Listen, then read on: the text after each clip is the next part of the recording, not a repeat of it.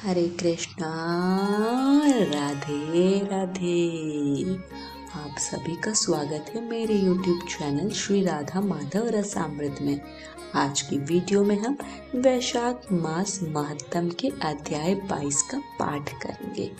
तो आइए कथा शुरू करते हैं, पर उससे पहले हम वंदना करेंगे हमारे गणेश जी की। मूसक वाहन साज दे एक दंत भगवान, नमन करूं गणदेव जी आओ बुद्धि निधान। बोलो गणेश महाराज की जय। गुरु को प्रणाम करते हैं। स्वार्थ के सभी सगा, जिनसो विपद न जाए, पीपा गुरु उपदेश बिनु, राम न जान्यो जाए। बोलो गुरु महाराज की जय। कथा इस प्रकार है।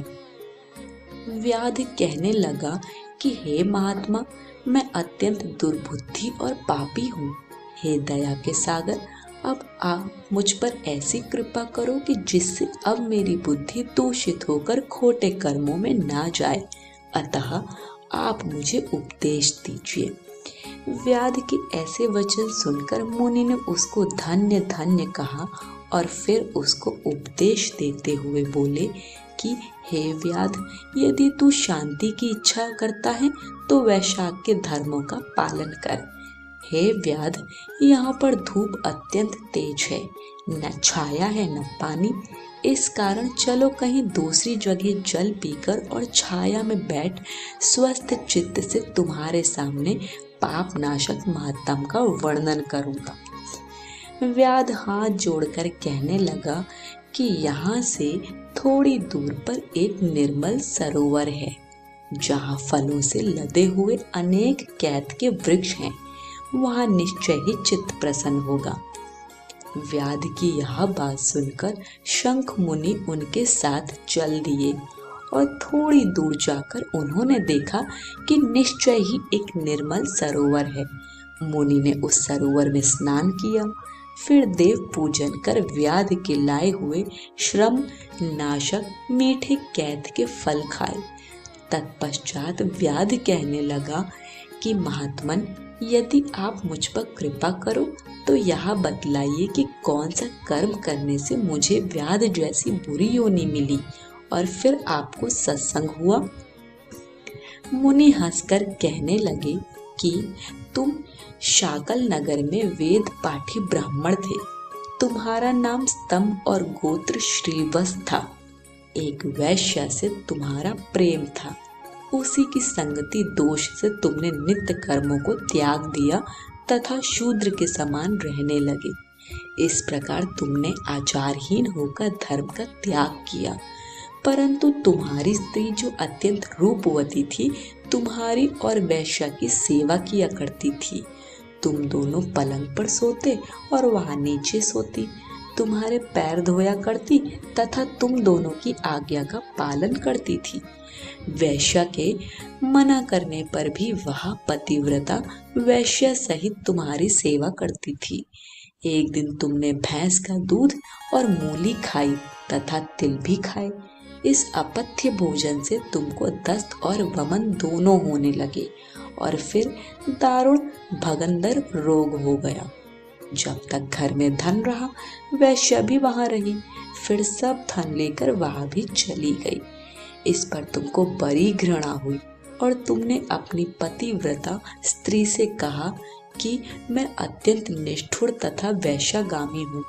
हे सुंदरी, मुझ पापी ने तेरा कुछ भी उपकार नहीं किया। जो अपनी नम्र भार्या का मान नहीं करते, वह 15 जन्म तक नपुंसक होते हैं। मैं रात दिन महात्माओं और तेरी अवज्ञा करने से निश्चय ही पाप योनि में पड़ूंगा। तेरे विनीत भाव पर भी मैं महाक्रोध ही करता रहा हूँ। इस प्रकार कहने पर वह तुम्हारी स्त्री हाथ जोड़कर कहने लगी कि स्वामी, आप ऐसा क्यों कहते हैं? मैंने आप पर कभी क्रोध नहीं किया। यदि मुझको कुछ दुख प्राप्त हुआ है तो मेरे कर्मों का फल है। तुम मेरे प्रति दीनता और लज्जा मत करो। जो स्त्री अपने पति के क्रोध को सहन करे वह साध्वी है। ऐसा कहकर वह अपने पिता व भाई के घर से कुछ धन लाकर तुम्हारी सेवा करती रही। दिन रात मल मूत्र धोकर तुमको शुद्ध रखती व कीड़े आदि निकालती। रात दिन नींद आदि त्याग कर अपने भर्ता के दुख से दुखी होकर कहती, हे पितृेश्वरों, तुम पति को रोग से मुक्त करो तथा मेरे पति को पापहीन करो। तब महात्मा देवल वैशाख में गर्मी के मारे संध्या समय तुम्हारे घर आए। उनको देख तुम्हारी स्त्री कहने लगी कि अब वैद्य मेरे घर आए, अब इनके द्वारा मेरे पति का रोग नष्ट हो जाएगा। अब तक वैद्यों ने मुझको ठग लिया। उनके चरण धोकर तुम्हारी स्त्री ने अपने सिर पर वह चरणोदक छिड़क लिया। फिर महात्मा को गर्मी से व्याकुल देख शरबत पिलाया। दूसरे दिन प्रातः वह महात्मा चले गए। उधर तुमको सन्निपात हो गया और जब तुम्हारी स्त्री ने तुमको त्रिकुटा पिलाया तो तुमने उसकी उंगली को काट लिया। तभी तेरे दांत भिज गए और उंगली तेरे मुख में रह गई। ठीक इसी अवस्था में तुम्हारी मृत्यु हो गई और उसी वैश्या के ध्यान में तुम्हारे प्राण निकल गए। तब तुम्हारी स्त्री अपना कंगन बेचकर ईंधन लाई और तुम्हारी चिता के साथ ही वह भी सती हो गई। इस प्रकार सती होने तथा वैशाख में शरबत पिलाने व चरणोदक सिर पर छिड़कने से वह सदगति को प्राप्त हो गई।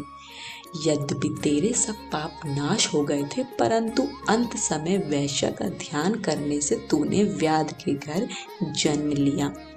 इसी कारण तू सदा हिंसा में लगा रहता है।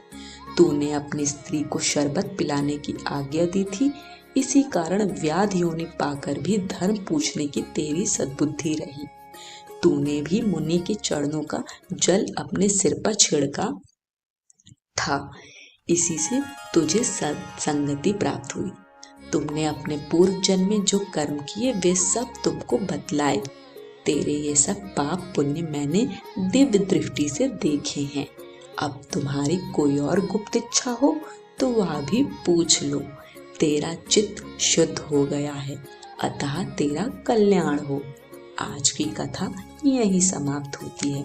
कथा पसंद आई हो तो कमेंट बॉक्स में हमें अपना फीडबैक ज़रूर दीजिएगा। वीडियो को लाइक शेयर करें और चैनल को सब्सक्राइब करें। सभी को हरे कृष्ण, राधे राधे।